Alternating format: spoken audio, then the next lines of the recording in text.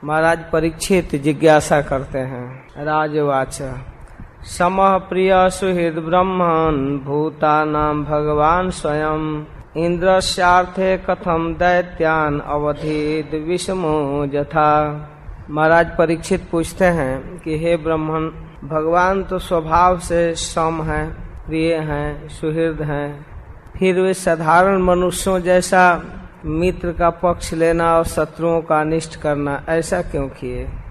भगवत समत्व के विषय में भारी संदेह हो रहा है कि भगवान स्वभाव से भेदभाव रहित हैं, सम हैं, सभी जीवों के प्रिय हैं, सुहृद हैं, और किसी मित्र का पक्ष लेना और शत्रु के साथ युद्ध करना ये भगवान के साथ कैसा हो सकता है? जैसे इंद्र का पक्ष लिए और दैत्यों का वध किए, ऐसा कैसे हो सकता है?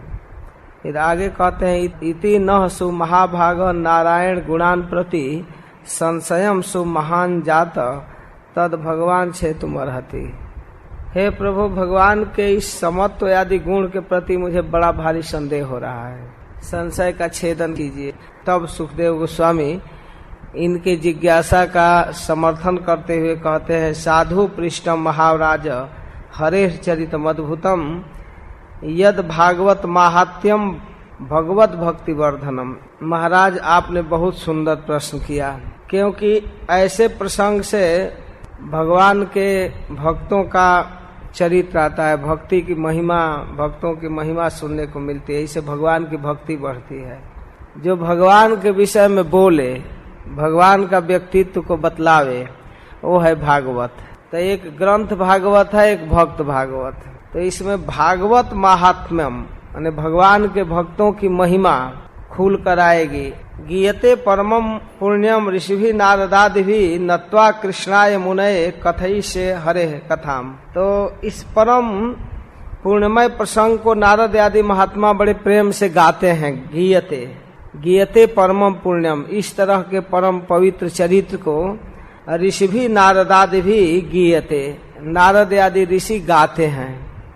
अब सुखदेव गोस्वामी मूड बना लिए कि नारद जी के मुख से कथा कहवाएंगे, सीधे रीले करेंगे नारद जी का प्रवचन। तो कहते हैं कि नारद जी जैसे महान ऋषि लोग इस चरित्र को गाते हैं।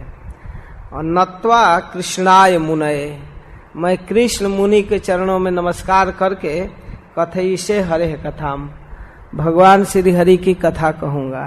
कृष्ण मुनि को मैं प्रणाम करता हूँ। कृष्ण मुनि कौन है? कृष्ण द्वैपायन व्यास देव। व्यास देव के चरणों में, गुरुदेव के चरणों में नमस्कार करके कथई से कहूंगा हरे कथाम, श्री हरि की कथा। ऊपर कह रहे हैं कि भागवत का महात्म इसमें आया है, भक्त का महात्मा आया है। देवर्षि नारद भक्त की महिमा कहने जा रहे हैं और फिर कह रहे हैं कि मैं हरि की कथा कहूंगा। भक्त की महिमा से तो भगवान का चरित्र अपने आप आएगा, बिना भगवान के तो भक्त का कोई मतलब नहीं है। तो जब प्रहलाद के चरित्र वर्णन किया जाएगा तो नृसिंह देव आ जाएंगे, इसलिए हरि का चरित्र कहूंगा। देखिए सत्व रज तम में प्रकृति के गुण है, भगवान के नहीं, भगवान निर्गुण है। ये गुणों की जब घटती बढ़ती होती है, जैसा जैसा गुण बढ़ता है वैसा वैसा भगवान को करना पड़ता है। जब भगवान प्रकृति के इन तीनों गुणों को स्वीकार करते हैं तो जब सत्वगुण बढ़ जाता है, साधुओं के महात्माओं की बढ़ती होती है, देवताओं की बढ़ती होती है, और रजोगुण बढ़ता है तब दैत्यों की, और तमोगुण बढ़ती है तो यक्ष राक्षस भूत प्रेत आदि की। तो इस तरह से प्रकृति के गुणों के अनुसार भगवान समय समय पर उनके गुण को बढ़ाते हैं। इसमें भगवान सम विषम नहीं है, भगवान सम विषम नहीं है। जैसी परिस्थिति आती है वैसे भगवान प्रकृति के गुणों के अनुसार कर देते हैं। इसमें उनके विषय में बहुत सोचने की जरूरत नहीं है। और इस प्रकार आगे कहते हैं कि हे राजन, इस विषय में मैं आपको एक अद्भुत चरित्र, अद्भुत इतिहास कहूंगा जो देवर्षि नारद के मुख से प्रवचन हुआ है। एक बार आपके दादा महाराज युधिष्ठिर राजसूय यज्ञ कर रहे थे। राजसूय यज्ञ दुनिया के सभी राजाओं को आमंत्रित करके किया जाता है और उसमें सर्वसम्मति से सबको साथ लेकर के यज्ञ किया जाता है। यज्ञ तो एक व्यक्ति करता है जो समर्थ है, लेकिन विश्व के सभी राजाओं को अपने अधीन करके वो यज्ञ करता है। और यज्ञ में यज्ञ करने के लिए किसी को अध्यक्ष नियुक्त करता है, स्वयं भी अध्यक्ष रह सकता है, और जो भी अध्यक्ष कहेगा उसके अनुसार सबको चलना पड़ेगा। तो महाराज युधिष्ठिर की इच्छा थी कि श्री कृष्ण को भगवान के रूप में आराधना किया जाए। अब तक कोई भगवान के रूप में नहीं पूजा किया था भगवान को। भगवान के रूप में आए, लेकिन जगत में इस रूप में इनकी प्रसिद्धि नहीं हुई कि भगवान है। तो महाराज युधिष्ठिर के मन में था कि इनको अध्यक्ष बनाएंगे और अध्यक्ष बनाकर इनका चरण पखारेंगे, इनका चरण धोएंगे, इनको चामर सब तरह से इनकी सेवा करेंगे, और यहाँ सभी राजाओं के सामने यह स्थापित करेंगे कि कृष्ण सर्व पूज्य सुप्रीम पर्सनालिटी हैं, सर्वश्रेष्ठ ईश्वर हैं। यह उनकी इच्छा थी। और इसी के अनुरूप जब श्री कृष्ण को अध्यक्ष बनाए राष्ट्रीय यज्ञ का, तो वहाँ सबका सम्मान जरूरी था, सबका मत लेना था कि आपको स्वीकार है। तो दुनिया के सभी राजा अपनी स्वीकृति देते, हाँ स्वीकार है। जिसको विरोध करना है विरोध भी कर सकता है। तो चेदी राज शिशुपाल विरोध किया। विरोध करते हुए कृष्ण के विषय में बहुत उटपटांग बात बोला। कहा कि यहाँ सबकी बुद्धि मारी गई, 400-450 वर्ष का अनुभव लेकर बैठा हुआ भीष्म भी पागल है, उसके दिमाग में बस यही सबसे पूज्य मिल गया। ये लंपट गंवार, किसी तरह के इसमें गुण नहीं है, और इससे तो अच्छा खुद भीष्म रहता अध्यक्ष तो अच्छा है, ब्रह्मचारी है। बल्कि अर्जुन रहते तो कोई बात नहीं चल सकता था, युधिष्ठिर स्वयं रहते तो अच्छी बात है, भीमसेन रहता या नकुल सहदेव, कोई भी पांडव में कोई अध्यक्ष रहता तो ठीक है, लेकिन यह किस माने में श्रेष्ठ है सबसे, एकदम गाली देने लगा। एक तो ये लंपट है, दूसरे के स्त्रियों के साथ घूमता है, और इसको अध्यक्ष बनाया जा रहा है। बहुत गाली दे रहा था, एक एक अवगुण कह रहा था। तो ये लोग तो क्रोध में भर गए कि इस दुष्ट को मार देना चाहिए। भगवान कहे नहीं, मैं इसकी माँ को, अपनी बुआ को वचन दे चुका हूँ कि 100 अपराध को सहूंगा, 100 से ज्यादा पार करने लगेगा तब इसको मारूंगा। मुख्य बात यह है कि भगवान अंत में सुदर्शन चक्र छोड़कर शिशुपाल का सिर काट लिए, और उस भरी सभा में सबके आंखों के सामने शिशुपाल के शरीर से एक ज्योति निकली और कृष्ण के चरणों में विलीन हो गई। वहां बड़े बड़े ऋषि मुनि, ब्राह्मण, देवर्षि, राजर्षि, ब्रह्मर्षि बैठे थे। तब तक महाराज युधिष्ठिर यज्ञ प्रारंभ करने से पहले एक जिज्ञासा करने लगे महात्माओं के सामने कि यह तो बड़ी आश्चर्य की बात है, इसके शरीर से निकलने वाली ज्योति कृष्ण के चरणों में विलीन हो गई, इसका रहस्य हम जानना चाहते हैं। तो ऋषियों ने संकेत किया कि देवर्षि नारद से पूछिए, यही बताएंगे। तो देवर्षि नारद को संबोधित करते हुए कहने लगे कि एतद विद्धि वेदित मिच्छाम सर्व एव वयमुने भगवान निंदया बेनो द्विजस्तमसि पातितः।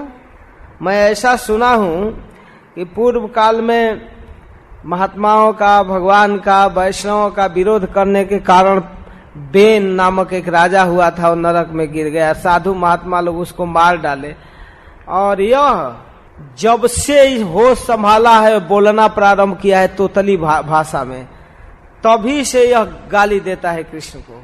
दम घोष सुतः पाप आरभ्य कल भाषणात्। कल भाषण जब बोलता था तोतली भोली, तभी से यह दुर्मति कृष्ण का विरोध करता था। इस भरी सभा में सबके सामने गाली दे रहा था, अभी गाली दे रहा था ना, लेकिन इसकी गति कृष्ण के चरणों में प्राप्ति ऐसा कैसे हो गया?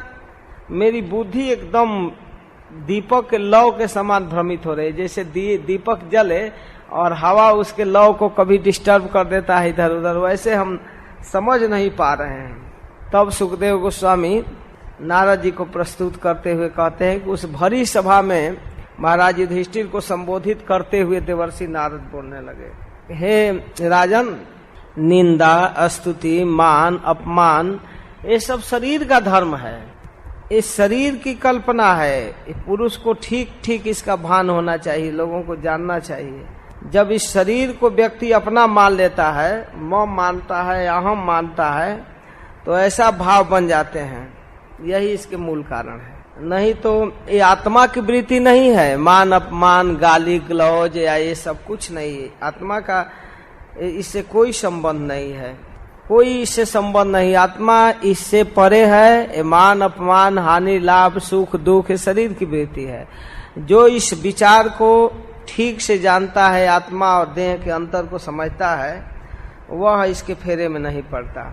इसलिए सुदृढ़ वैर भाव, वैरहीन भाव से, कामना से भगवान में मन लगाना चाहिए। भगवान की दृष्टि में कोई भेदभाव नहीं है, यानी भगवान के विषय में कोई भेदभाव नहीं है, लेकिन ये तो स्पष्ट दिखाई दे रहा है। अरे देखो, मूल बात है महाराज युधिष्ठिर, समझने वाली मुख्य बात यह है कि प्रत्येक जीव का कर्तव्य है भगवान में मन लगाना। अब सवाल है कि कैसे मन लगाया जाए। कहते किसी भी प्रकार भगवान में मन लगना जीव का सबसे बड़ा कर्तव्य है, पुरुषार्थ है, श्रेय है। चाहे वो मन प्रेम भाव से लग जाए, अपना मानकर, संबंधी मानकर लग जाए, और चाहे दुश्मन मानकर लग जाए, मन उसमें लगना चाहिए। यथा वैरानुबंधे न मर्त्यस्तन मयता मियात न तथा भक्ति जोगे न इति में निश्चिता मति। नारद जैसा व्यक्ति भक्ति के आचार्य कह रहे हैं कि मैं तो समझता हूं कि जैसा मन भगवान से वैर भाव में लगता है, वैसी तन्मयता तो भक्ति जोग में भी नहीं होती है। जथा वैरानुबंधन, कृष्ण से संबंध होना चाहिए। कुछ तो कुछ उनके साथ संबंध होना चाहिए कि तो अपना बंधु हैं, भाई हैं, मित्र हैं, पति हैं, पिता हैं, सखा हैं या दुश्मन हैं, अपना बैरी है। कोई संबंध तो होना चाहिए, कृष्ण से कोई संबंध होना चाहिए। कृष्ण अपने दुश्मन है, यही चली ठीक है, यही सही। कहते हैं कि जिस प्रकार बैर से मन लगता है, जैसे कंस लगाया मन भगवान में, रावण लगाया मन भगवान में बैर से, वैसा तो भजन करने वाले लोग भी नहीं लगा पाते हैं। यथा बैरानुबंधे न मर्तस तन्मयता मियात न तथा भक्ति जोगे न इति में निश्चिता मति। कहते हैं देखिए, बैर से, भय से किसी तरह मन लग जाए, ये तो भगवान है, उनमें मन लग जाए किसी भी प्रकार, तो क्यों नहीं उत्तम है। भय से एक कीट पेशस कृता रुद्ध कुडायाम तमनुस्मरण संरभ्य भय जोगे न बिंदते तत्स्वरूपताम। एक कीड़ा होता है, भृंगी कीड़ा होता है, वो दूसरे कीड़ा को पकड़कर छेद में बंद कर देता है, अरेस्ट कर देता है। दूसरे किसी भी फतिंगे को पकड़ता है, और वो भृंगी जो होता है लाल कीड़ा होता है, लाल रंग का, उसके पंख होते हैं, लाल कीड़ा होता है। और वो किसी भी फतिंगे को बरसात के दिन में हरे हरे पंख वाले या हरा शरीर वाले फतिंगे को पकड़ा और ले जाकर ऐसे दीवार पर रखकर या काठ पर, और उसको अरेस्ट करता है, मिट्टी से लेप बनाकर उसको भीतर बंद कर देता है। और वो कीड़ा इतना डर जाता है कि भय के मारे उसी का चिंतन करता है। किसका? जो पकड़ता है उसको, और उसके चिंतन करते करते करते करते वैसा ही हो जाता है। उसका रंग रूप आकृति सब बदलकर वो खुद भृंगी हो जाता है। ये देखिए, ये विचित्र बात है। वो कीड़ा तो भगवान नहीं है, लेकिन एक दूसरे कीड़े को पकड़ करके इस तरह करता है, और उसका चिंतन करते करते वो जो पकड़ा गया कीड़ा है वो भी भृंगी का रूप बन जाता है। ये देखिए आश्चर्य। तो एवं कृष्ण भगवती माया मनुज ईश्वरे, जो स्वयं भगवान है, माया से मनुष्य का रूप धारण किए हैं, तो ऐसे भगवान के बैरेण पुत पाप मान तमा पुरनुचिंतया। अगर उनके विषय में कोई व्यक्ति भगवान के विषय में इस तरह का चिंतन करे तो उनके स्वरूप को प्राप्त हो जाएगा। इसमें क्या आश्चर्य है। बैर से ही यह बात भगवान के कृष्ण के संबंध में भी है कि लीला से जो मनुष्य बने हैं, अपनी माया से जो मनुष्य रूप बने हैं, वे सर्वशक्ति भगवान से बैर करने वाला जब उनका चिंतन करता है तो चिंतन करते करते करते करते उसका बैर भाव समाप्त हो जाता है। उन्हीं को सोचने लगता है कृष्ण आ गया। कृष्ण कौन सोते समय, उठते समय, जगते समय, हर समय कृष्ण का स्मरण करता था। किसी भी प्रकार से कामाद द्वेषाद भयाद स्नेहाद जथा भक्तेश्वरे मनः आवेश्य तदघम हित्वा बहवः तद गतिम गतः। किसी प्रकार काम से, द्वेष से, भय से, स्नेह से, किसी भी प्रकार भगवान में मन लगाकर एवं अपने सारे पाप को धोकर व्यक्ति भक्ति भाव से युक्त हो जाता है, अंततः भगवान को प्राप्त हो जाता है। कैसी बात कर रहे हैं नारद जी?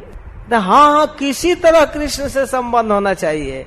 गोप्य कामाद भयाद कंसो द्वैसा चैद्यादयो नृपा संबंधाद विष्णु स्नेहाद युयम भक्त्या वयम विभो। देखिए महाराज, गोपियों ने भगवान से मिलने की जो तीव्र कामना थी, काम से, और अर्थात प्रेम, यहाँ भागवत में जो गोपियों के लिए काम शब्द का प्रयोग हुआ है उसका सीधा अर्थ प्रेम है, हमारे सभी आचार्य कहते हैं। और कंस भय से, शिशुपाल दंत्रवक्त्र वैर से, द्वेष से, और संबंधाद विष्णय, और संबंधी लोग, परिवार के संबंध, कृष्ण हमारा बेटा है, कृष्ण हमारा भाई है, कृष्ण हमारा पिता है, इस संबंध से जादव विष्णु वंशी स्नेहाद यूयम, और हम लोग भक्त्या वयम विभो, और हम नारद आदि नारद परंपरा में आने वाले हजारों करोड़ों वैष्णव भक्ति से संबंध होना चाहिए। तो इस प्रकार इन 5 प्रकार के स्तर से भगवान में मन लगाया जा सकता है। लेकिन आप जिसका नाम रख रहे हैं कि एक बेन क्यों नहीं ये गति प्राप्त किया, तो बेन तो इन 5 में किसी में नहीं था, इनसे बाहर था। तो कृष्ण से भयभीत भी नहीं था, कृष्ण से बैर भी नहीं करता था। तो महाराज पूछ रहे हैं कि बेन इतना पाप किया, ऋषियों ने उसका पतन कर दिया और नरक में जाने लगा। नरक में चला गया था बेन, लेकिन पृथु महाराज जैसे भगवान उसके शरीर से निकले तो फिर उसको उद्धार करा दिए, नहीं तो बेन अपने व्यवहार से तो नरक में जा चुका था। तो इस प्रकार है महाराज, कतमोपी न बेन स्यात् पंचा नाम पुरुषम प्रति, ये 5 में किसी में बेन नहीं है। मुख्य बात सुन लीजिए वैष्णव लोग बढ़िया से, तस्मात् केन उपाय न मन कृष्ण निवेशयेत, किसी भी उपाय से मन कृष्ण में लगना चाहिए, यह है मुख्य बात। कृष्ण कॉन्शियसनेस, चाहे वो सोसाइटी हो या व्यक्तिगत हो, भक्ति करके, प्रेम करके, जैसे तैसे संकीर्तन करके, मंगला आरती करके, भागवत पढ़ के, जिस तरह से मन कृष्ण में लगाना चाहिए। बहुत बड़ी सोसाइटी बनाए, लेकिन इसका केंद्र बिंदु क्या है प्रभुपाद जी का? कृष्ण कॉन्शियसनेस। इंटरनेशनल सोसाइटी किस लिए? For Krishna consciousness. चित्त को कृष्ण में लगाने के लिए, कृष्ण में चित्त लगना चाहिए, चेतना में कृष्ण होना चाहिए।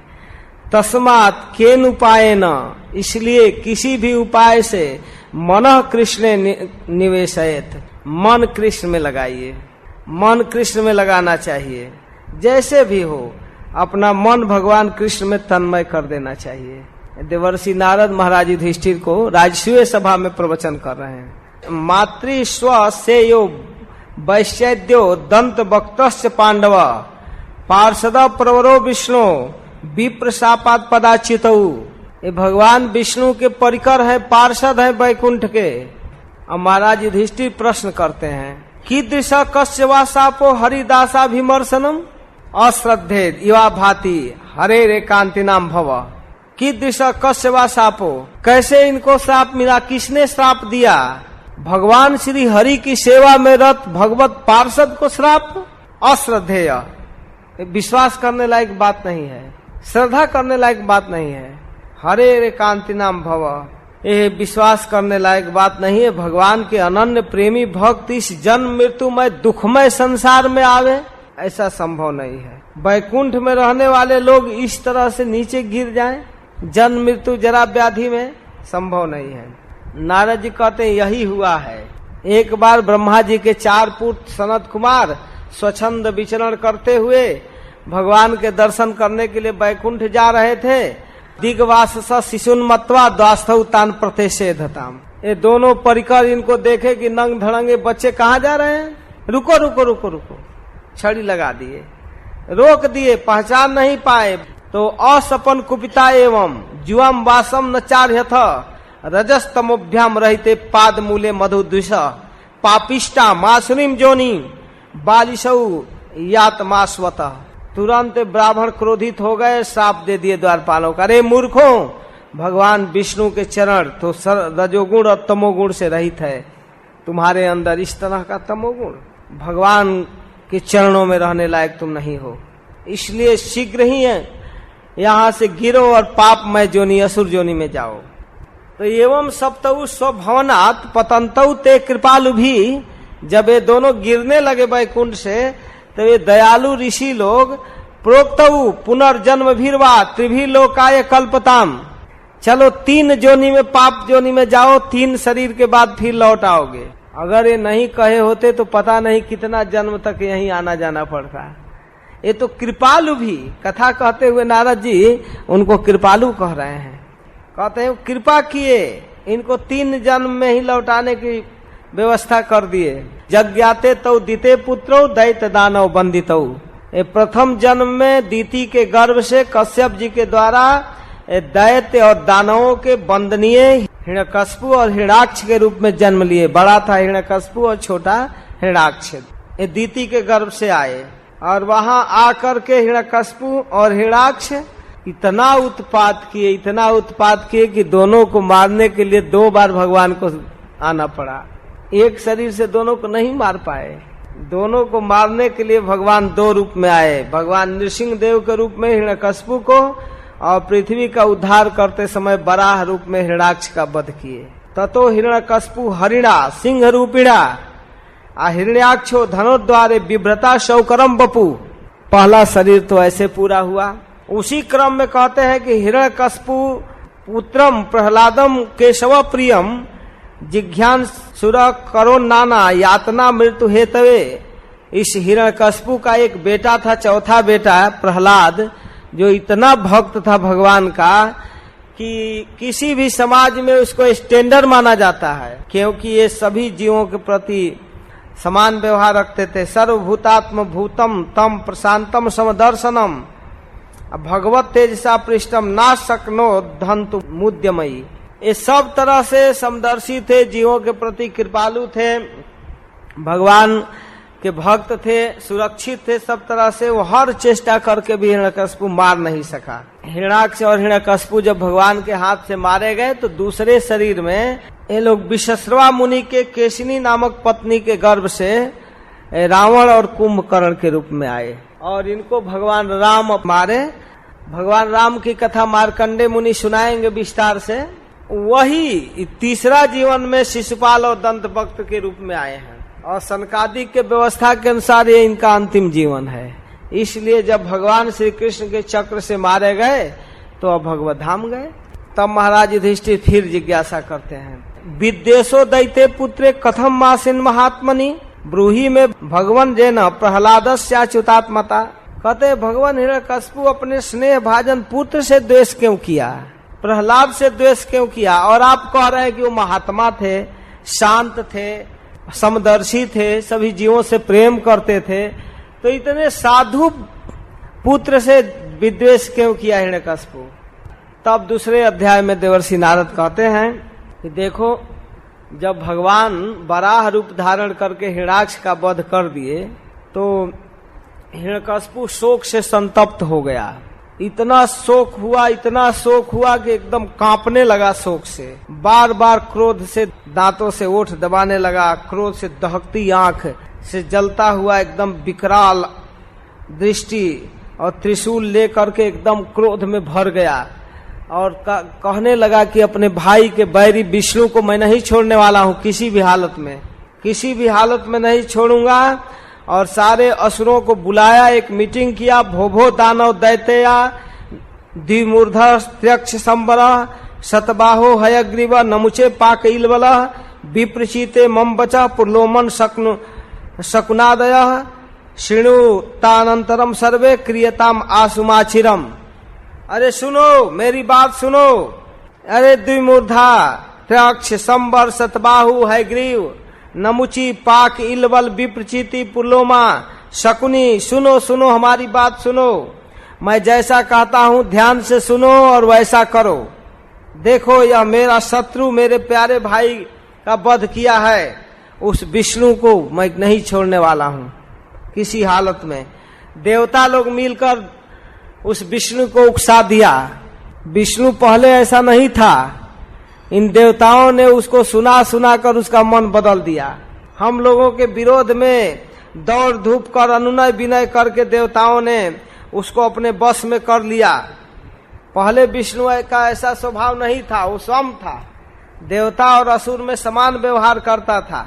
लेकिन ये लोग मिल करके और विष्णु का मन बिगाड़ दिए और आज वो इस तरह से बदल गया है।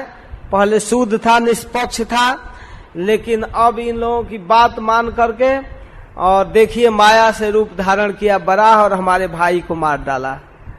इसलिए अब मैं उसको छोड़ने वाला नहीं हूँ, इस शूल से उसका गला काटूंगा। उस मायावी शत्रु के नष्ट हो जाने पर पेड़ की जड़ से जैसे उखड़ कर गिर जाते हैं वैसे सब नष्ट हो जाएगा। और इस विष्णु के जड़ है ब्राह्मण और वैष्णव, साधु जो भगवान का भजन करते हैं, स्वाध्याय करते हैं, तप करते हैं, दान करते हैं, हवन करते हैं, यज्ञ करते हैं। ऐसे ब्राह्मणों को, ऐसे वैष्णवों को जो उनके विषय में भजन करता है, ऐसे द्विजातियों को जो धर्म करते हैं, यज्ञ करते हैं, इन सबको नष्ट करना चाहिए पहले। ये नहीं रहेंगे तो विष्णु नहीं रह पाएगा। उखाड़ डालो जहां जहां ब्राह्मण हो, ब्राह्मणों की बस्तियों को जला दो। वेद भगवान का जड़ है, गाय है, ब्राह्मण है, इन सबको उखाड़ डालो, जला डालो।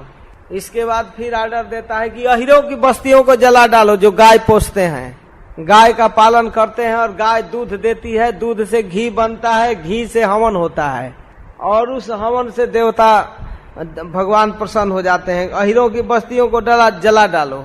और इसके साथ ये विविध प्रकार के व्यापारी जो बहुत यज्ञ करने में ब्राह्मणों का मदद करते हैं, बहुत चंदा देते हैं यज्ञ के लिए, इन व्यापारियों को, इनके बड़े बड़े केंद्र नगर जो फैक्ट्री आदि सबको खत्म करो। जो विष्णु के सपोर्टर है वो नहीं रहना चाहिए, सबको खत्म। और उन लोगों के सामने अब एक भाषण किया है, विचित्र भाषण। समझाते हुए बोलने लगा, मेरी प्यारी माँ दीति, बहू, पुत्रों, तुम्हें हिरणाक्ष के लिए शोक नहीं करना चाहिए। तो 20 वीर पुरुष को युद्ध भूमि में लड़ते हुए शरीर छोड़ना चाहिए। और हमारा भाई हिरणाक्ष पीठ नहीं दिखाया है, विष्णु से सामने लड़कर शरीर छोड़ा है। उसकी दुर्गति की कोई शंका नहीं, वो निश्चित रूप से वीर गति प्राप्त किया है, श्लाघनीय मृत्यु प्राप्त किया है। भूता नाम यह संवास प्रापाया में सुब्रते दैवे दैवे नयकत्र नीता नाम उनीता नाम स्वकर्म भी। जीव अपने कर्मों का फल ले लेकर एक जगह आता है और कर्मों के फल से दैव बस कभी मिलता है, कभी भी छूटता है। प्यायु पर अगर 10-20 लोगों का भीड़ दिखाई दे तो क्या वो एक परिवार के हैं और सदा रहेंगे? पानी पीने के लिए जुटे हैं, पानी पीकर सब अलग अलग हो जाएंगे। ऐसे ही एक परिवार में जीव आता है। कहाँ कहाँ के जीव किन किन कर्मों को लेकर भोगने के लिए एक परिवार में आता है। तो क्या तुम लोग समझ रहे हो कि हिरणाक्ष हम लोगों से सनातन उसका संबंध है? नहीं। कहा ये नित्य आत्मा, नित्यम आत्मा वय शुद्ध सर्वग सर्ववित पर धत्ते सावात मनोलिंगम माया विसर्जन गुणान। सारा गीता याद है उसको। कहता आत्मा नित्य है, अविनाशी है, शुद्ध है, सर्वगत है, सर्वज्ञ है। इससे देह का क्या संबंध? और देह अविद्या से ग्रसित है, इस सृष्टि में विकार है, भोगों को भोगने वाला है। इस आत्मा से और देह से कहाँ मेल है? कुछ समय तक जीव आत्मा शरीर को स्वीकार कर लेता है अपने कर्मों के अनुसार, कोई संबंध ही नहीं देह और आत्मा में। देह अनित्य है, आत्मा नित्य है, एक तत्व दोनों नहीं है। ये प्राकृत है, आत्मा जो है अप्राकृत तत्व है। इसलिए आप लोगों को इस विषय में कोई चिंता नहीं करनी चाहिए। एक अत्रापि उदाहरंतिम इतिहासम पुरातनम जमस्य प्रेत बंधु नाम संवादम तम निबोधत। मैं एक संवाद आपको बतलाता हूँ, इतिहास है पुराना। एक उशिनर नरेश था। उसिनर देश में एक राजा था, अचानक उसकी मृत्यु हो गई। उसका नाम था सुजग्य। मृत्यु अचानक कैसे हो गई? युद्ध में शत्रुओं ने मार डाला, और शत्रुओं के द्वारा जब उसिनर नरेश सुजग्य मारा गया, तो जब उसका लाश, उसके शरीर को लाया गया राजधानी में, बाणों से कलेजा फट गया था।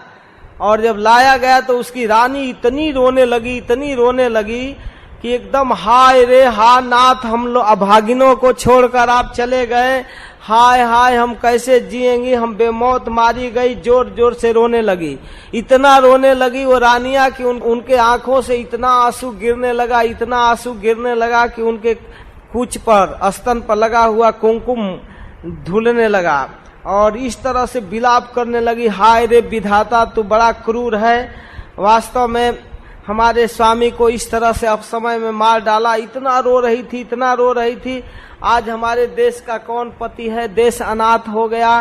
प्रजा भी रो रही थी, जनता रो रही थी, वहां की और भी लोग, मंत्री सब रो रहे थे, चारों तरफ कोहराम मचा हुआ था। हे पतिदेव, आप हमसे बहुत प्रेम करते थे, कैसे आप हमें छोड़कर जा रहे हैं, हमारी थोड़ी सी की गई सेवा को आप बहुत ज्यादा मानते थे, हे स्वामी हम कैसे जी सकती हैं। इस तरह से रो रही थी, बार बार रोने लगी, लाश को पकड़ पकड़ करके इतने विलाप कर रही थी रानियां। और तब तक जमराज एक छोटा बच्चा बनकर वहां आ गए, और जमराज कहने लगे, बड़ा आश्चर्य की बात है, ये हमसे सयाने लोग हैं, हम तो बालक हैं, और ये लोग इतने मूढ़ हो रहे हैं, कोई भी जीव नित्य रहेगा क्या? इन लोगों को कुछ पता नहीं चल रहा है, मूर्खता में देखिए कितना विलाप कर रहे हैं। यह मनुष्य जहां से आया था वहां चला गया, तो इन लोगों को इस तरह रोने की क्या जरूरत है? झूठ मूठ ये लोग शोक कर रहे हैं, हम तो इनसे लाख गुना अच्छा हैं।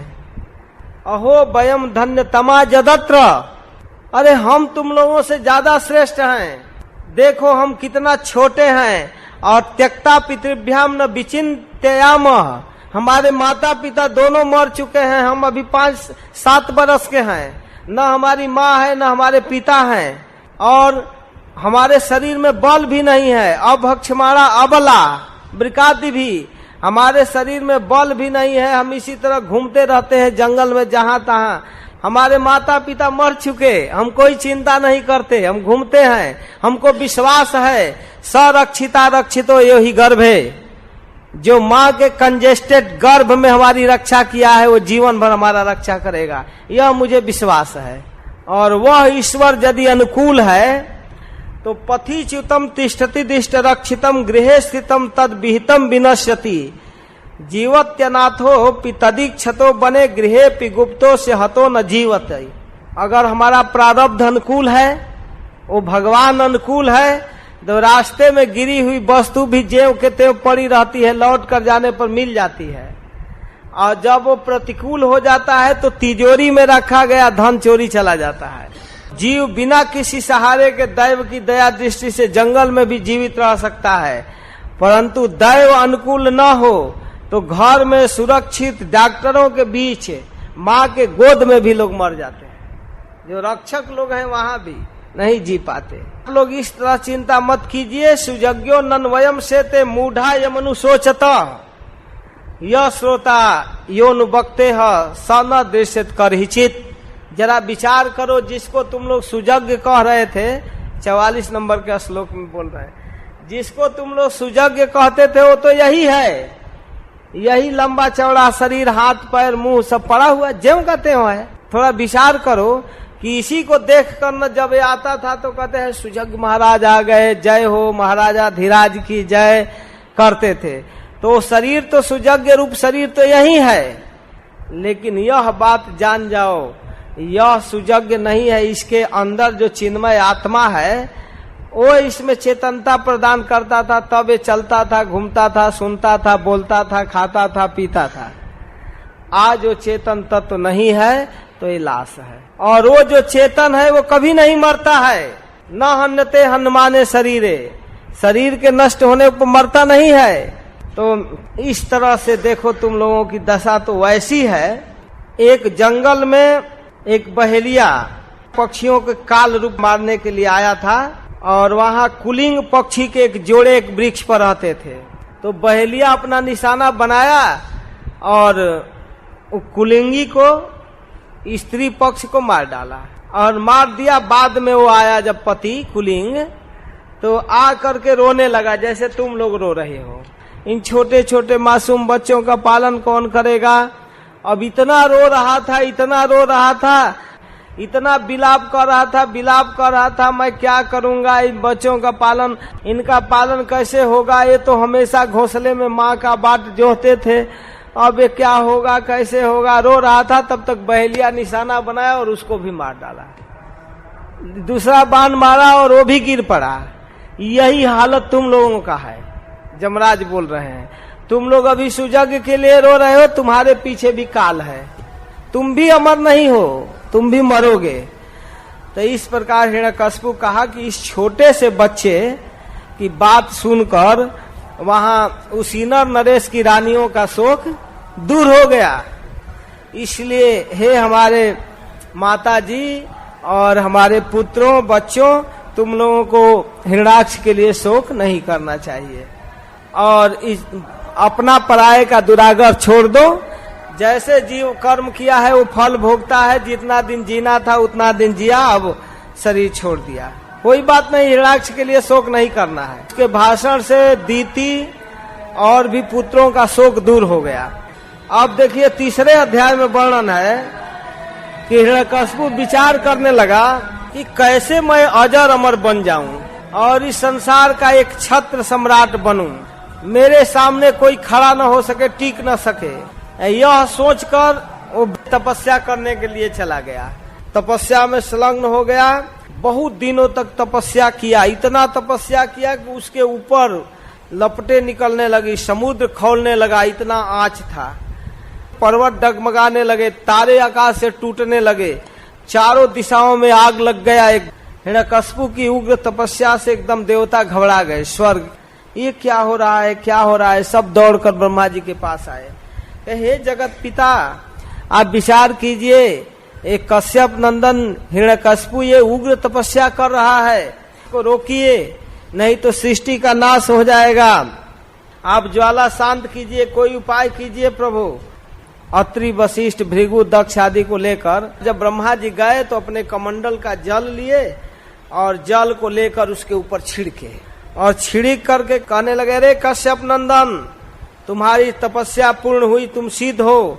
उत्तिष्ठो तिष्ठ भद्रम ते तप सिद्धो काश्यप। अरे कश्यप नंदन उठो उठो, तुम्हारी साधना पूर्ण हुई। वरदो हमनु प्राप्तो ब्रियता मिप्सितो बरह। अरे उठो उठो, मैं वरदान देने के लिए आ गया, तुमको क्या चाहिए बेटा, बोलो, मांगो, क्या चाहिए। आज तक तुम्हारे जैसे तपस्या करना सबके बस की बात नहीं है।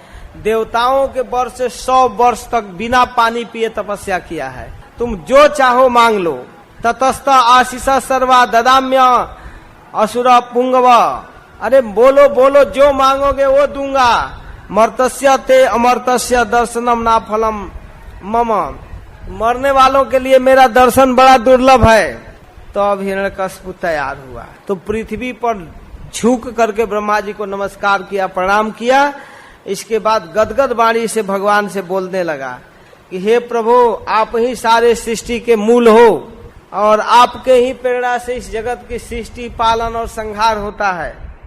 सब कुछ आप ही करने वाले हैं, आपको मैं नमस्कार करता हूँ। हे वरदान शिरोमणे, मैं आपसे वरदान मांगता हूँ। अब वरदान देने वालों में सबसे श्रेष्ठ है। यदि आप मुझे वरदान देना चाहते हैं तो मुझको ऐसे वरदान दीजिए कि आपके सृष्टि में कोई भी जीव मुझे मार न सके। हम कभी भी किसी भी न समय न मरे, न दिन में, न रात में, न घर में, न बाहर, न आकाश में, न पृथ्वी पर, कहीं भी किसी जीव से नहीं, न अस्त्र से, न शस्त्र से, न कहीं भी मेरी मृत्यु न हो। आज युद्ध करते समय मेरा सामना कोई न कर सके। मैं सभी प्राणियों का एकमात्र सम्राट बनूं और इंद्र आदि जितने लोकपाल हैं, मेरी महिमा के सामने सबकी महिमा फीका हो जाए। तपस्वियों और जोगियों का जो अक्षय ऐश्वर्य प्राप्त होता है वो मुझे प्राप्त हो। तपस्वी लोग जिस तपस्या के बल पर खूब महान बनते हैं वो भी मुझे प्राप्त हो। सर्वेषां लोक पालानम महिमानम यथा मनः तपो जोग प्रभावाणाम यन्न हरिष्यति करहिचित, वो सारी शक्ति मुझे प्राप्त हो। तो ब्रह्मा जी यद्यपि दुर्लभ वरदान था फिर भी उन्होंने कह दिया तथास्तु, ऐसा ही हो। तो अब हिरण्यकशिपु का बढ़ा अहंकार, अब क्या पूछना था, एकदम अहंकार में चलने लगा। जितने बड़े बड़े प्रजापति थे कहते सुनो मेरी आराधना करना है, कोई विष्णु नहीं। और एकदम सुंदर कांति से युक्त हिष्ट पुष्ट शरीर लेकर वो तीनों लोकों में देवता, असुर, नरपति, गंधर्व, सर्प, सिद्ध, चारण, विद्याधर, ऋषि, पितर, यक्ष, राक्षस, पिशाच सबका लीडर बन गया, सबको अपने बस में कर लिया। जा करके स्वर्ग के जब राज सिंहासन पर बैठ गया तो सभी लोग भयभीत हो गए। इतना बल प्राप्त कर लिया, इतना बल प्राप्त कर लिया। तपस्या, शारीरिक बल, मानसिक बल का वो भंडार था। भगवान ब्रह्मा, विष्णु और महादेव के अलावा कोई उसके कंट्रोल के बाहर नहीं थे, सबको कंट्रोल कर लिया। केवल भगवान विष्णु, ब्रह्मा और शिव जी, बस तीन को छोड़कर सभी कंट्रोल में थे। सारे देवता, सारे ऋषि मुनि, सारे ब्राह्मण, भृगु आदि, दक्ष आदि प्रजापति सब, और स्वयं मैं जाकर हिरण्यकशिपु के दरबार में उसके जस गाते थे। करे जगुर महेंद्रासन मोजसा स्थितम विश्वावसु तुम्बरु अस्मदादय, विश्वावसु तुम्बरु और मैं भी, अपने को भी कह रहे। गंधर्व सिद्धा ऋषयो तुवन्मुहु विद्याधरा अप्सरसश्च पांडव, हे पांडव, हे युधिष्ठिर, उसका जस सभी लोग मिलकर हम लोग गाते थे। क्या करें, इतना बढ़ गया। नारद जी मन ही मन गाते होंगे, हे भगवत पार्षद, आप एक दिन वैकुंठ की शोभा बढ़ाते थे, आप वही हैं, आप गुण में, रूप में, सौंदर्य में साक्षात विष्णु हैं। इस रूप में उनका गुण गाते थे। वो तो समझ रहे हैं कि भगवत पार्षद है, इसलिए नारद जी को गाने में भी कोई टेंशन नहीं था, गाते थे। कह रहे हैं कि इस तरह से दिग्विजयी और एक छत्र सम्राट होकर अपने आनंद से स्वच्छंद विषयों का उपभोग करने लगा।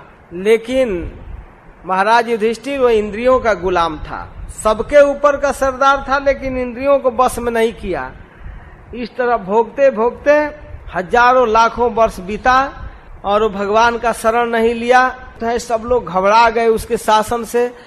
इतना उटपटांग व्यवहार करता था कि सब लोग डर गए, मन ही मन भगवान का शरण लिए। बड़े बड़े देवता, ऋषि मुनि कि हे प्रभु, आप अपने इस पार्षद को अपने धाम में लौटा लीजिए, बहुत परेशान कर रहा है। भगवान ने देवताओं को आश्वासन दिया, हे माँ भैष्ट विबुध श्रेष्ठा सर्वेशम भद्रमस्तु मद दर्शनम ही भूतानाम सर्वसेयोपपत्तये। अरे देवताओं, चिंता मत करो, शोक मत करो, एकदम शोक मत करो, मेरा दर्शन कभी निष्फल नहीं जाता। इस नीच दैत्य की दुष्टता का मुझे पहले से पता है, मैं इसको मिटा दूंगा। मैं जानता हूँ कि यह हिरण्यकशिपु देवताओं को, वेद को, गाय को, साधु को, धर्म, किसी को कुछ नहीं मानता, यहाँ तक कि मुझसे भी द्वेष करता है। यदा देवेषु वेदेषु गोसु विप्रेषु साधुषु धर्मे मयि च विद्वेष सवा आसु विनश्यति। जल्दी इसका विनाश होने वाला है, लेकिन थोड़ा इंतजार करना पड़ेगा। जब ये अपने पुत्र प्रहलाद को सताने लगेगा तब मैं इसको नहीं छोड़ूंगा, तब आऊंगा। इस प्रकार भगवान के वाक्य सुनकर सबको संतोष हुआ। और उनका बेटा, ये चौथा बेटा प्रहलाद, इतना अद्भुत था, इतना महान था कि गरीबों को पिता जैसा स्नेह करता था, बराबरी वालों को तो भाई मानता था, कोई जाति पाति का भेदभाव नहीं था। और विद्या, धन, सौंदर्य में सबसे बड़ा था, कुलीन था, लेकिन कोई घमंड नहीं, कोई हेकड़ी नहीं। अपने स्कूल में सभी बच्चों से प्रेम करता था, बहुत सुंदर था, बहुत अच्छा लड़का था। प्रश्न बीच में करते हैं महाराज युधिष्ठिर कि इतना महान भक्त थे प्रहलाद, तो फिर वो हिरण्यकशिपु को इतना द्वेष क्यों हो रहा था? पिता तो अपने पुत्रों से प्रेम करते हैं, लेकिन इस तरह के शत्रु भाव क्यों बना लिया? 5वें अध्याय में कहते हैं नारद जी कि बचपन से ही प्रहलाद भक्त थे और उनको पढ़ाने के लिए शुक्राचार्य के 2 पुत्रों को लगाया गया था, संडामर्क को। वे लोग पढ़ाते थे, जो कुछ पढ़ा देते थे उसको ज्यों के त्यों सुना देते थे गुरुजनों से, किंतु मन से अच्छा नहीं समझते थे। ये राजनीति, कूटनीति, प्राकृत विद्या को प्रहलाद अच्छा नहीं मानते थे। तो एक दिन हिरण्यकशिपु अपने बेटे को गोद में लिया और पूछने लगा कि बेटा सही सही बताओ, अब तक तुमको सबसे अच्छी बात क्या लगती है, तुम्हारे दिमाग में क्या अच्छी बात है।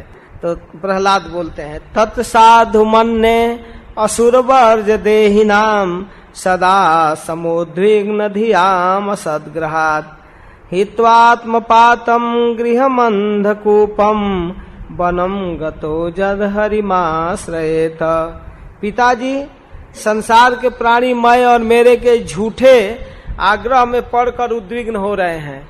सोच रहे हैं मैं, मेरा घर, मेरा परिवार, मेरा धन, मेरी पद पोजीशन, मेरी संपत्ति, मेरी पत्नी, मेरे पुत्र, मेरी पुत्री, इस फेरे में पढ़कर उद्विग्न है, हमेशा चिंतित रहते हैं। तो ऐसे प्राणियों के लिए मैं यह ठीक समझता हूँ कि अधपतन रूप जो घर है घास के से ढका हुआ अंधेरे कुएं के समान है। इसमें व्यक्ति को अपना स्वरूप, अपना कर्तव्य का भान ही नहीं होता। तो मैं सबसे अच्छा यही मानता हूँ कि इस अंधेरे कुएं को, घर को छोड़कर वन में जाया जाए और वहां जाकर भगवान श्री हरि का भजन किया जाए। तो नारद जी कहते हैं कि इस प्रकार की बात जब सुना हिरण्यकशिपु प्रथम बार, तब हंसने लगा। कहता है वास्तव में बच्चे तो कोरे कागज की तरह हैं, ये दूसरे को बहकावे से इनकी बुद्धि बिगड़ जाती है। जान ऐसा लगता है स्कूल में कोई विष्णु पक्षपाती व्यक्ति आ गया, कुछ प्रीचिंग तो किया है, तो बच्चे ऐसे नहीं बिगड़ सकते हैं। लगता है कि प्रीचिंग ग्रुप आ गया है। इस रूप में तो नहीं आ सकते हैं, लेकिन ब्राह्मण तो घूम ही रहे हैं, तो हो सकता है कोई न कोई इस बच्चे की बुद्धि को बहका दिए। चंड और अमर्क 2 पुत्र थे शुक्राचार्य के, उन लोगों को लगाया गया था ट्यूशन के लिए इनको पढ़ाने के लिए। जब तक गुरुजी न आ जाए पढ़ाते थे लोग, जब तक बालक सयाना न हो जाए तब शुक्राचार्य जी तो बाद में पढ़ाएंगे, अभी पढ़ा रहे थे चंड और अमर्क। हिरण्यकशिपु कहे, अरे क्या पढ़ा रहे हैं इन लोगों को, क्या बोल रहा है, सुने, अरे जरा ध्यान दो, कोई दूसरा आकर बहका न दे, ले जाओ बढ़िया से पढ़ाओ इसको। राजनीति, कूटनीति, अर्थनीति, कैसे राज्य करना है, इसकी विद्या, ये सब सिखाना है ना। और ले जाकर अपने विद्यालय में, अपने गुरुकुल में बड़े प्रेम से, वत्स प्रहलाद भद्रम ते सत्यम कथय मामृषा, बेटा प्रहलाद तुम्हारा कल्याण हो, बड़ा प्रेम से पुचकार कर पूछ रहे हैं। सत्यम कथय, सही सही बोलना बेटा, मामृषा झूठ मत बोलना। बालानति कुतस्तुभ्यम ऐसा बुद्धि विपर्जय, बेटा अभी तुम बालक हो, तुम्हारी ऐसी बुद्धि कैसे हो गई, क्या किसी ने कुछ सिखा दिया। बुद्धिर्भेद परकृत उताहो ते स्वतो भवत भण्यताम सो तु कामानाम गुरुणाम कुलनंदन। अरे बेटा कुलनंदन प्रहलाद, बताओ तो बेटा, हम तुम्हारे गुरुजन हैं, गुरुजी हैं, गुरुजी से कोई नई चीज नहीं छिपाई जाती। ऐसी तुम्हारी विपर्जय बुद्धि कैसे हो गई बेटा, सचमुच तुमको किसी ने बहकाया है।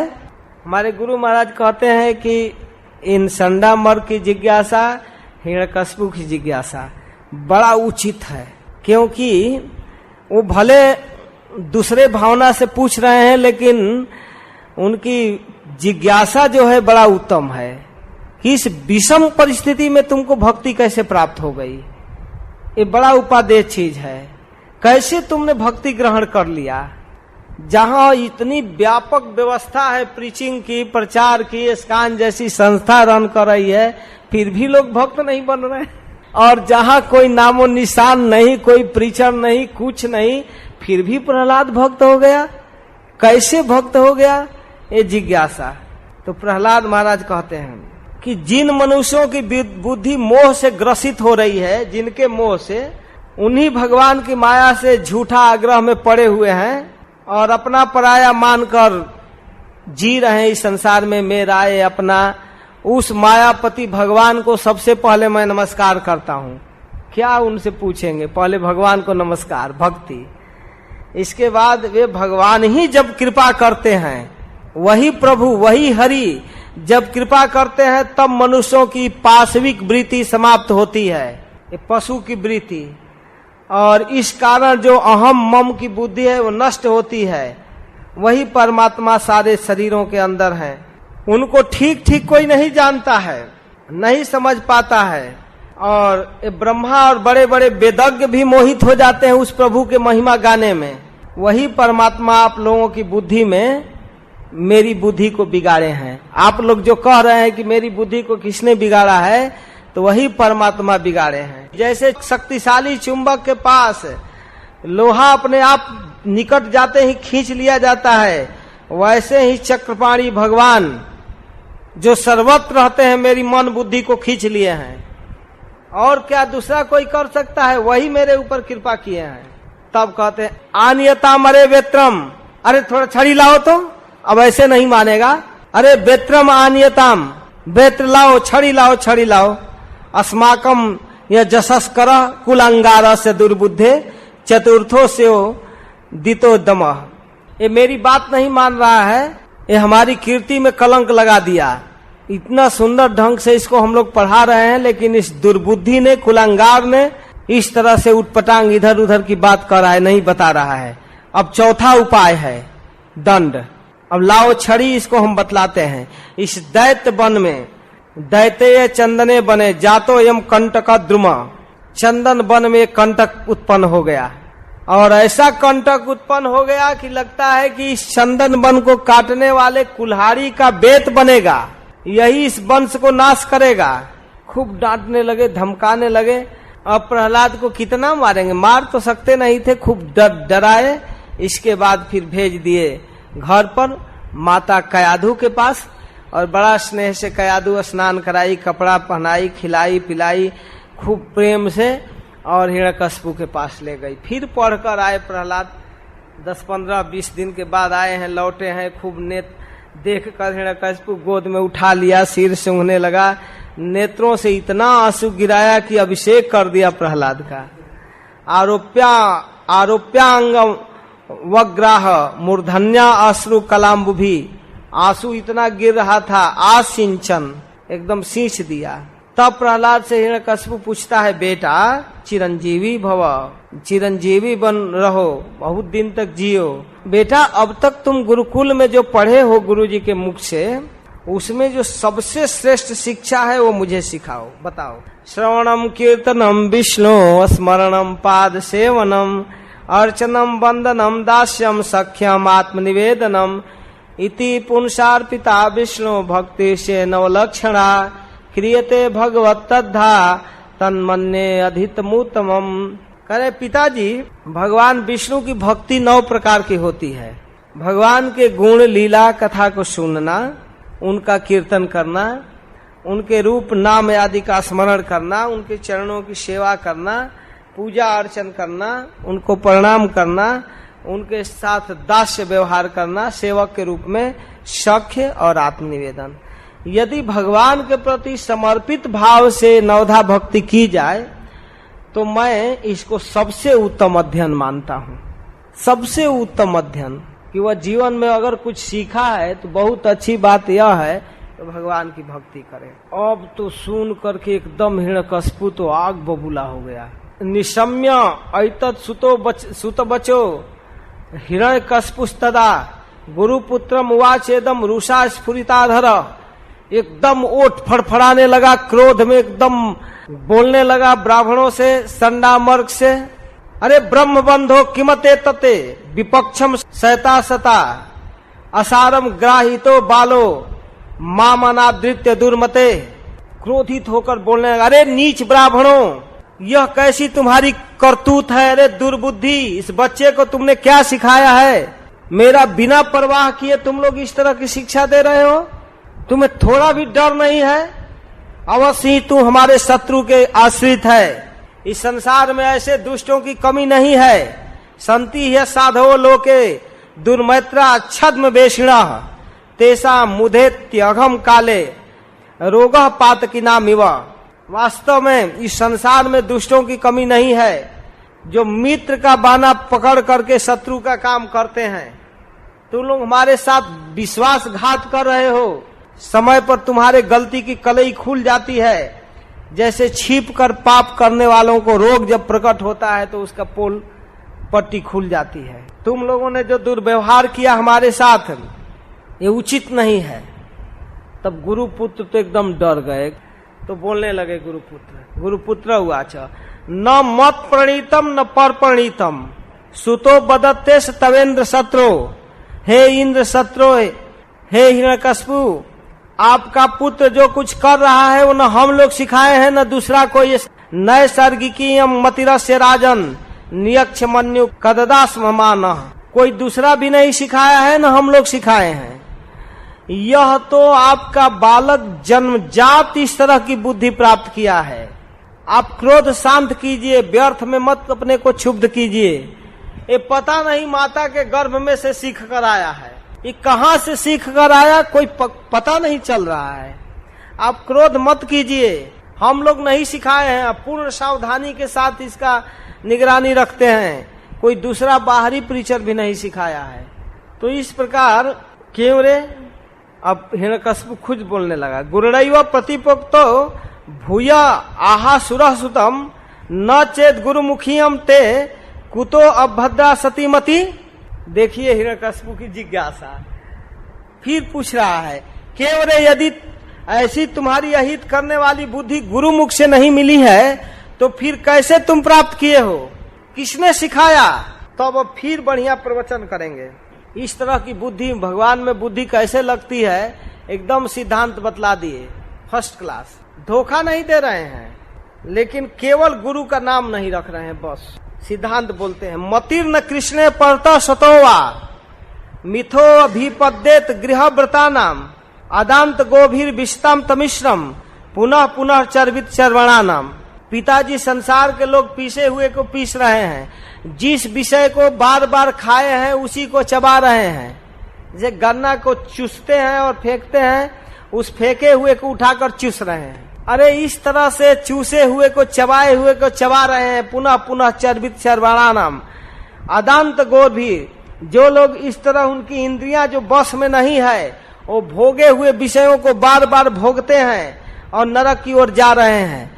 ऐसे गृहासक्त, विषय में आसक्त व्यक्ति की बुद्धि अपने आप या किसी के सिखाने से भी नहीं लगती है, समझे? अपने से नहीं लगती है विषयों की बुद्धि भगवान में। आप जैसे लोगों के संग से भगवान कृष्ण में नहीं लगती है। कहते हैं इस तरह से किसी के सिखाने वा अपने से नहीं कृष्ण में लगती है। मति न कृष्ण परता स्वतो वा। जब विषय में मन आसक्त है तो प्रीचिंग क्या करेगा, तब कैसे लगा है? कहते नते विदुर स्वार्थ गतिम ही विष्णु दुराशया जे बहिरर्थ मानिना। इस प्रकार जो इंद्रियों को दिखने वाले बाह्य विषय है, उसको जो मूर्खता बस भोगने के फेरे में पड़ा है, तो इस संसार में इस तरह के विषयों की कमी नहीं। एक विषय है तो दूसरे को क्या सिखाएगा, वही विषय सिखाएगा। जैसे अंधे व्यक्ति को ज्ञान नहीं है, दिखाई नहीं देता है, और वो अंधा का सहारा ले तो वो दोनों गिरेंगे। तो इस संसार में यही स्थिति है। वेदवाणी काम कर्मों को के दीर्घ बंधन में बंधा हुआ जीव अपने आप, उनको मालूम नहीं है कि ये हमारा स्वार्थ विष्णु है। इनको पता है ये नते विदुर स्वार्थ गतिम ही विष्णु। इनको यह पता नहीं है कि हमारे जीवन का लक्ष्य भगवान है। यह ज्ञान नहीं है लोगों को, इसलिए एक दूसरे की सहायता लोग नहीं कर सकते। अंधा यथैंध रूपनीय माना बाची सतन्या मुरुदाम निबद्धा। इस प्रकार से वे गिरते हैं और वैदिक बातों में फंसे हुए हैं, रस्सी में फंसे हुए हैं। ये मिलेगा वो मिलेगा, ऐसे नहीं होता है। नहीं होने के तो बात बतला दिए, लेकिन होता कैसे है ऐसी मति, यह तो बताओ। ये वैष्णवों के लिए भी उपादेय ज्ञान है। हम लोगों को भी जरूरी है कि कृष्ण में मति कैसे लगती है। तब प्रहलाद महाराज अपने पिता के सामने एकदम फर्स्ट क्लास सिद्धांत प्रस्तुत करते हैं। पिताजी, नैसा मतिस्तावदुरु क्रमांघ्री स्पृश्य तत्य अनर्था पगमो यथार्थ मही असाम पाद रजोभिषेकम निष्किंचना नाम न विणीत जावत। जिनकी बुद्धि भगवान के चरण कमल का स्पर्श कर लेती है उनके जन्म मृत्यु रूप अनर्थ का नाश हो जाता है। जो भगवान की भक्ति कर लेता है वो संसार के अविद्या प्राकृत दुख अनर्थ समाप्त। परंतु जो लोग अकिंचन भगवत प्रेमी महात्माओं के चरणों के धूल में स्नान नहीं कर लेते तब तक उनके बुद्धि में काम कर्म पूरा करने की भावना भरी हुई है और भगवान के चरण कमल का स्पर्श नहीं कर पाते। इसमें मेन सिद्धांत है, मुख्य सिद्धांत है मही असाम पाद रजोभिषेकम। ये तो महत पुरुषों के चरणों की रज में स्नान करने से प्राप्त होती है। इस तरह की मति, इस तरह की प्रीति भक्ति कृष्ण भावना केवल महापुरुषों के चरण रज में स्नान करने से प्राप्त होती है, ऐसे नहीं। इतना कहकर प्रहलाद चुप हो गए। इसके बाद एकदम रोष में भर गया। उसको पता ही नहीं चल पा रहा है कि क्या बोल रहा है। बोलने के लिए तो एकदम फर्स्ट क्लास सिद्धांत बोल दिए। तो प्रहलाद की बात को सह नहीं सका और बोलने लगा, अरे दैत्यों, इसको ले जाओ बाहर, इसको तुरंत मार डालो, इसको जीवित मत छोड़ो, और ये जीवित रहेगा तो फिर समाज में इस तरह की भक्ति की स्थापना कर देगा। ले जाओ, ले जाओ इसको, जब ले जाओ, विश्वास करने जोग नहीं है, कृतज्ञ है, अपने माता पिता के स्नेह का कोई केयर नहीं करता है। देखो शरीर में अगर कोई रोग हो जाता है, कोई ऐसा घाव हो जाए जिसके कारण कैंसर हो सकता है, तो उस अंग को काट देने में पूरा शरीर की रक्षा हो जाए तो कोई गुनाह नहीं है, कोई बुरा नहीं है। तो अभी अभी ये हमारे परिवार में इस तरह का एक घाव बन गया, इसको तुरंत खत्म करो, नहीं तो ये सबको बर्बाद कर देगा, जल्दी करो। यह मित्र का बेटा का बाना पहनकर, स्वजन का बाना पहनकर ये शत्रु का काम कर रहा है, इसको ले जाओ, अभी मारो, अभी अभी खत्म करो, अभी खत्म करो। तो अब तो बड़े बड़े दैत्य, विकराल दाढ़ वाले, दांत वाले, आंख वाले, बड़े बड़े हथियार लेकर मारो, काटो, काटो, मारो दौड़ गए और लगे डरवाने। प्रहलाद चुपचाप एकदम इस तरह से बड़े बड़े लेकर सूल उनके छाती में धसाते थे, भयभीत कराते थे और कहते थे छोड़ दोगे ना, छोड़ दोगे तो नहीं मारूंगा, बोल, डांटते थे, मार। लेकिन वो तो भगवान में इतने मस्त थे कि उनको कोई परवाह नहीं, कुछ नहीं। इस तरह से उनको बहुत कोशिश किए मारने का। कभी कभी भयंकर सांप से डरवाते थे, हाथी के पैर से कुचलवाते थे, पर्वत की चोटियों से गिराते थे, दहकते हुए आग में डालते थे और कभी कभी विष पिलाते थे, किसी किसी गुफा में बंद कर देते थे 2-4-10 दिन चुपचाप बिना पानी हवा के। इस प्रकार सारे उपाय से वो निष्पाप प्रहलाद कुछ भी नहीं बिगड़ा, बाल बांका नहीं हो पाया। तब हिरण्यकशिपु को बहुत चिंता हुई, अरे ये मर नहीं रहा है किसी तरह, ये तो निश्चित विष्णु है, इसलिए अभी मारना जरूरी है। संडामर कहे कि शुक्राचार्य जी जब तक नहीं आ जाते हैं हमारे पिताजी, तब तक इसको किसी तरह से अरेस्ट करके रखा जाए, मारना ठीक नहीं है। वो आ जाएंगे तो शिक्षा देंगे, हो सकता है उनके सिखाने पर सीख ले। अब एकांत में ले जाकर उनको कुछ बातें सिखाई जाए। तब हिरण्यकशिपु भी कहा ठीक है, तब ले जाओ, इसको रखो और शुक्राचार्य जी आएंगे तो कोशिश करना सुधारने का। तो ले जाकर लगे सिखाने, अच्छी विद्या, अर्थ धर्म काम मोक्ष की ज्ञान देने लगे। एक दिन गुरुजी लोग चले गए काम में, बाहर चले गए किसी काम धंधा में, बस सभी बच्चे खेल रहे थे। और तब तक प्रहलाद देखे कि इस समय बहुत अच्छा समय है, गुरुजी लोग नहीं हैं, तो बच्चों को बुलाए, उन असुर बालकों को शिक्षा देने लगे। तब 6वें अध्याय में प्रहलाद महाराज प्रवचन करते हैं। 6 और 7 2 अध्याय में सत्संग का वर्णन है। 3 अध्याय में प्रहलाद महाराज की बहुत बड़ी शिक्षा है। 6, 7 और 9।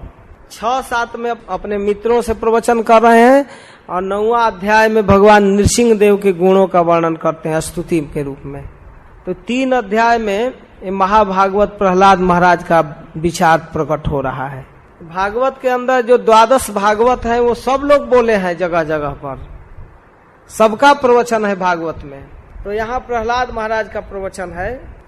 कौमाराचरेत प्राज्ञो धर्मान भागवता निह दुर्लभम मानुषम जन्म तदप्य ध्रुवमर्थदम। अरे मित्रों, इस संसार में मनुष्य का जीवन बड़ा दुर्लभ है। कोई निश्चित नहीं है कि ये कब समाप्त हो जाएगा। जिसके पास थोड़ी बुद्धि है उसको इस मनुष्य जीवन के उपदेयता पर, उपयोगिता पर विचार करना चाहिए। इसको उपयुक्त प्रयोग कर लेना चाहिए, यूज कर लेना चाहिए। क्या करना चाहिए? तो भागवत धर्म का आचरण कर लेना चाहिए। बचपन में कौमार आचरित प्राज्ञो, कुमार अवस्था में बुद्धिमान व्यक्ति को आचरण करना चाहिए। प्राज्ञ को किसका? धर्मान, धर्म का, भागवतान, भागवत धर्म का आचरण बचपन में कर लेना चाहिए। शुरू में, प्रारंभ में ही भजन कर लेना चाहिए। भरोसा नहीं, जवानी में ही शरीर छूट गया तब कोई भरोसा नहीं है। दुर्लभम मानुषम जन्म और तदपि अध्रुवमर्थदम, ये परम अर्थ को देने वाला है, परम पुरुषार्थ को देने वाला है। अगर इसका सही उपयोग कर लिया जाए इस मनुष्य शरीर का तो वैकुंठ दे सकता है, अब मिस यूज करने पर नरक। इसलिए हे मित्रों, कुमार अवस्था में भगवान की भक्ति कर लेनी चाहिए। यथा ही पुरुषस्य विष्णु पादोपसर्पणम यदेश सर्वभूता नाम प्रिय आत्मेश्वरो सुहित। इसलिए हे मित्रों, इस मनुष्य जन्म में भगवान के चरणों का आश्रय ले लेना चाहिए। यथा ही पुरुषस्य विष्णु पादोपसर्पणम, इसलिए भगवान विष्णु के चरणों का आश्रय ले लेना ही मनुष्य जीवन की सफलता है। ले लेना चाहिए। क्यों भगवान विष्णु का आश्रय लिया जाए? तो यद एष सर्वभूता नाम प्रिय आत्मा ईश्वर सुहृद, वही भगवान विष्णु सभी जीवों के, सभी प्राणियों के स्वामी हैं, वही सुहृद है, प्रियतम है और आत्मा है। जो प्रारब्ध से, अपने पूर्व जीवन के कर्मों से जो सुख दुख मिलने वाला हो मिलकर रहेगा, इसके लिए यत्न नहीं करना चाहिए। सुखम ऐन्द्रियकम दैत्या, सुख के लिए जो प्रयास किया जाता है भोग, वह तो जीव को चाहे जिस जोनि में रहे, जिस अवस्था में रहे, प्रारब्ध के अनुसार सर्वत्र लभ्यते। दैवात, दैवात माने प्रारब्ध से, पूर्व कर्मों के परिणाम से वो तो सुख और दुख मिलेगा। जैसे दुख बिना प्रयास के मिलता है, वैसे बिना प्रयास के सुख भी मिलेगा। अपने कर्मों के परिणाम से सुख दुख आते हैं। इसलिए हे मेरे मित्रों, इस सुख और दुख के लिए कोई प्रयास की जरूरत नहीं। तत्प्रयासो न कर्तव्यो जता आयु व्यय परम, इस सुख दुख के प्रयास में आयु को व्यर्थ नहीं गंवाना चाहिए। तब क्या करना चाहिए? न तथा बिंदते क्षेम मुकुंद चरणाम्बुजम, बिना भगवान मुकुंद के चरणों की भजन किए कल्याण नहीं है। प्रयास तो भक्ति के लिए करना चाहिए। सुख दुख के लिए क्या प्रयास करना है? वो तो अपने आप मिलेगा। भगवान के परम कल्याण स्वरूप चरणों की प्राप्ति इससे नहीं होती है। न तथा बिंदते क्षेमम, इसमें कल्याण नहीं होता है। जो इनमें उलझ जाते हैं इस सुख को प्राप्त करने में, सांसारिक सुख, उन्हें भगवान के परम कल्याण स्वरूप चरणों की प्राप्ति नहीं होती है। बड़ा खतरा है, इसके फेरे में नहीं पड़ना चाहिए। इसलिए मनुष्य को जब तक जो भी आयु प्राप्त है उसका उपयोग करना चाहिए। 100 वर्ष मान लो किसी की परमायु हुई, आधा जीवन सोने में चला गया और बचा आधा 50 वर्ष, 100 वर्ष का स्टैंडर्ड मान कर रहे। 500 वर्ष शतम आयु तद अर्धम चाजितात्मन निष्फलम यद सौरात्रम सेतेन धम प्रापितस्तम। वो तमोगुण में सोया है बेड पर, इस तरह आधा जीवन बीता। और जब आधा जो बचा है उसमें तो 20 वर्ष तो बचपन में खेल कूद में बीत जाता है। मुग्धस्य बाले कौमारे कीड़ितो जाति विंशति, बचपन में बीत जाता है, खेल कूद में, पढ़ाई लिखाई में, जहां तहां बीत जाता है। मुग्ध अवस्था में बीतता है, पता ही नहीं चलता हमें क्या करना है। और फिर जीवन के अंतिम समय 20 वर्ष लगभग जराग्रस्त देह स यात्य कल्पस्य विंशति, और जीवन के अंतिम में बुढ़ापा में 20 वर्ष बीत जाता है। आंख काम नहीं कर रहा है, घुटना में दर्द हो गया, चला नहीं जा रहा है, कुछ खाने पर पच नहीं रहा है, पेट में दर्द हो गया, कफ है, पीत है, बात है, बस लंबी बीमारी बुढ़ापा में बीत गया। और बीच में जो जवानी का समय कैसे बीतता है, दुरापुरेण कामे न मोहे न च बलियसा शेषम गृहे सुशक्तस्य प्रमतस्या पयाति ही।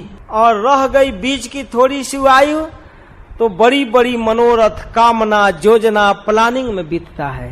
ये करना है, वो करना है, और इस प्रकार से घर द्वार की आसक्ति में जीव इतना उलझ जाता है। शेषम गृहे सुशक्तस्य, घर गृहस्थी में आसक्त हो जाता है कि प्रमतस्या पयाति ही, एकदम उसमें